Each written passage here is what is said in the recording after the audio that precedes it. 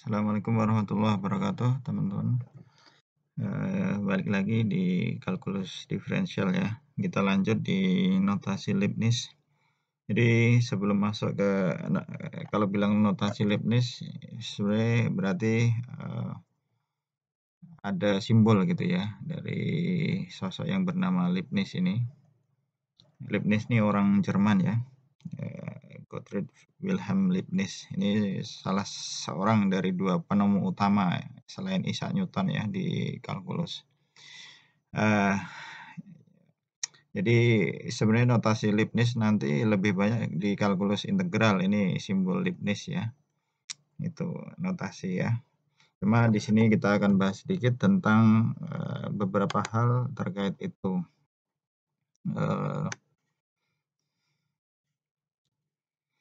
Untuk yang pertama tentang pertambahan ya, teman-teman. Artinya bertambah kan berarti berubah ya, ada perubahan. Sebenarnya nggak cuma pertambahan tetapi pengurangan juga. Tetapi yang utama adalah pertambahan karena pengurangan adalah penjumlahan dengan negatif. Berubah dari X1 ke X2, jadi bisa X2 dikurang X1 dan seterusnya ya. Berarti di situ ada simbol. Kalau di matematika namanya delta ya. Kalau ada variabelnya dalam bentuk X berarti delta X. Delta X itu di sini bukan berarti kali ya, teman-teman ya. Bukan berarti kali. Di sini bukan berarti kali gitu ya. Tetapi delta X di sini adalah selisih ya. Selisih antara yang nilai terbesar dikurang nilai terkecil gitu. Nah, ini langsung ke contoh saja. Andaikan fx sama dengan 2, ada fungsi ya, fungsi kuadrat yaitu 2 dikurang x kuadrat, carilah delta y ketika x berubah dari 0,4 ke 1,3. Gambar 0,4 sampai ke 1,3. Jadi di situ teman-teman berarti harus mencari nilai dari delta y-nya, di mana delta y berarti nilai dari f 1,3 dikurang f. Hasilnya adalah tinggal disubstitusi untuk mengganti x di sini ya, teman-teman ya. Hasilnya adalah negatif 1,53. Nah, lambang DY ini. Jadi intinya yang pertama digunakan, kita kenalkan dulu tentang apa itu penambahan ya. Penambahan tadi simbolnya adalah delta X. Ini proses menuju ke notasinya. Kemudian yang kedua adalah lambang dy per dx untuk turunan. Jadi teman-teman kemarin sudah belajar tentang turunan, berarti kalau turunan dari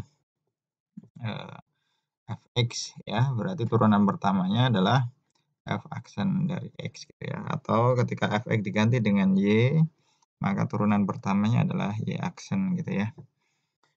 Sama. Jadi ketika tadi teman-teman itu delta y gitu ya, berarti kan selisih dari fx ditambah delta x dikurang fx gitu ya. Maka munculnya y aksen itu nanti bisa diganti dengan dy per dx ketika nanti diturunkan terhadap x gitu ya. Berarti dy-nya adalah ini tadi, kemudian delta x-nya adalah ya delta x gitu ya. Sama kayak definisi turunan di awal dulu.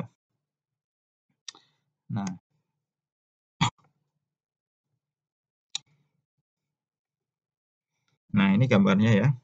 Ada semacam sekan, selang sekan gitu ya. Nah, ya tali busor ya, lebih tepatnya tali busor. Jadi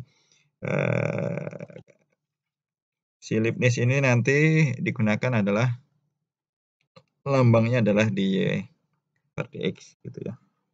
Jadi dy per dx itu adalah turunan. Kalau turunan berarti kemarin kita bicara yaitu limit ya, limit kalau kemarin h kita pakai sekarang adalah delta x gitu ya, delta x menuju 0 untuk delta y per delta x. Jadi delta y-nya tadi adalah seperti ini, delta x-nya seperti ini. Jadi sama aja ini adalah nilai turunan. Ini sepadan dengan nilai turunan pertama gitu ya.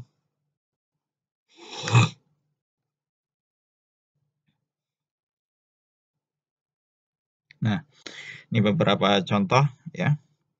Ya, ini nanti teman-teman bisa cermati aja. Jadi di penggunaan kecepatan dan percepatan ya. Kecepatan kalau teman-teman dulu belajar fisika berarti simbolnya adalah V kecil gitu ya, untuk percepatan adalah A gitu ya. Jadi kalau kita menyimpulkan lambang kecepatan itu tadi adalah, kalau di rumus adalah kecepatan itu adalah jarak dibagi waktu ya. Berarti kalau eh, mau mencari turunan pertamanya berarti adalah ds dibagi dt gitu ya. Ds dibagi dt berarti ya ini tadi fungsinya s ya terhadap t ya. Ya kayak biasa ketika ada fx sama dengan misalnya di sini x kuadrat dikurang 3x gitu ya, maka ini kan y ya. Jadi bisa kita tulis x kuadrat dikurang 3x gitu ya. Berarti turunan pertamanya adalah 2x dikurang 3 gitu kan. Sama aja yang di sini. Jadi turunan pertama yaitu ds per dt ya.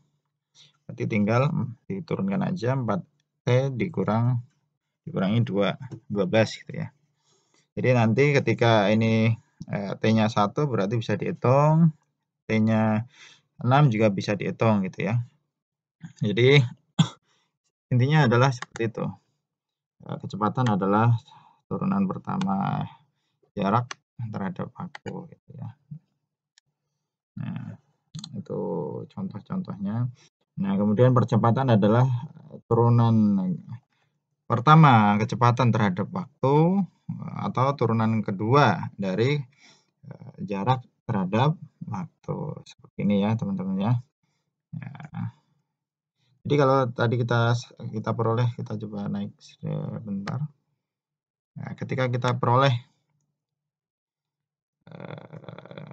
rumus fungsi untuk kecepatannya adalah 4t dikurang 12, maka kita bisa mencari untuk percepatannya, yaitu tinggal 4 gitu ya. Kebetulan dia percepatannya adalah fungsi konstan gitu ya.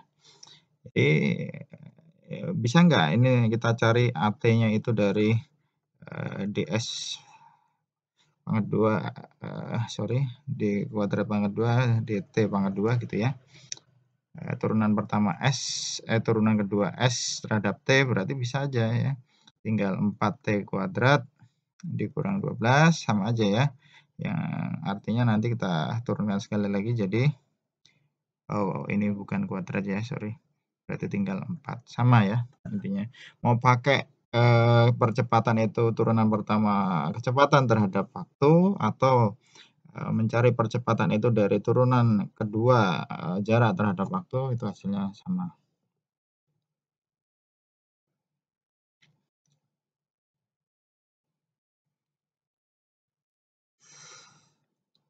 Sama ya. Nah, ini pun sama ya. Ini aturan rantai ya. Aturan rantai berarti ada yang hilang kayaknya. Aturan rantai harusnya ada ya. Cuma tidak masalah, kita pelajari bersama dari sini saja. Di aturan rantai di sini kita masuk ke kemarin aturan rantai sudah ya teman-teman ya. Tinggal kita aplikasinya aja ya. Ketika kita mencari dy per dx itu bisa aja ya ujung-ujungnya nanti kan yang penting sini, di ujung sini sama sini. Dimana ini bisa dicoret, bisa dicoret. Dijabarkannya seperti itu ya. Kita look at contoh.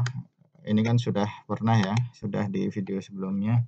Aturan rantai, misalnya carilah dy per dx jika y sama dengan cos pangkat 3 dari x pangkat 2 ditambah 1. Berarti banyak hal yang harus kita misalkan ya. Misalnya di sini y-nya kita misalkan dengan u pangkat 3 karena ini cos pangkat 3, sorry. Saya hapus saja.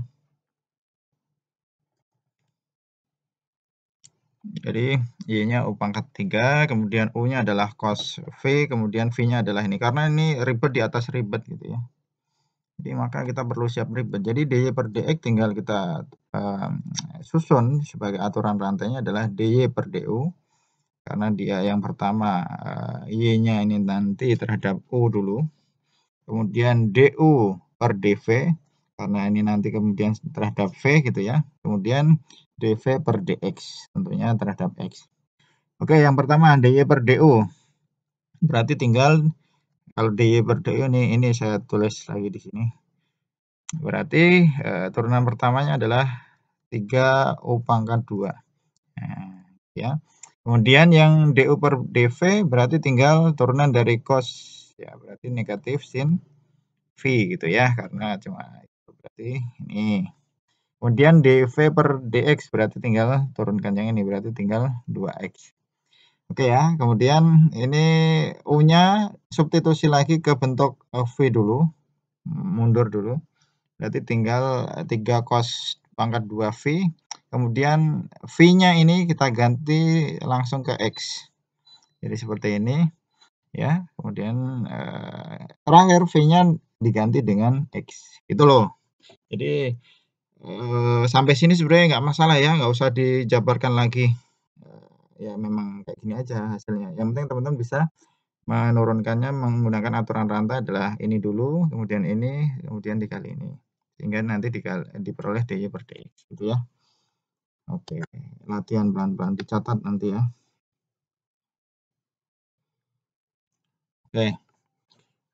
Ya ini beberapa bukti saja. Kemudian sama ini ya dy per dx diketahui ini ya ujung-ujungnya sebenarnya sama, langsung aja 3x², cuma dia pakai aturan rantai itu ya nggak masalah, mau pakai apa aja yang penting paham caranya, tergantung instruksi di soal. Sama ya, sama. Kita yang sebelum ke penerapannya, insya Allah minggu depan ini turunan tingkat tinggi dulu ya.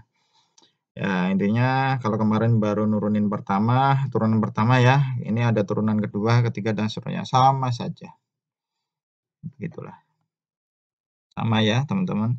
Nah, simpelnya perlu diperhatikan notasi Leibniz tadi. Notasi Leibniz tadi adalah dy per dx ya kalau di diferensial gitu ya. Berarti itu turun sama aja dan tadi ini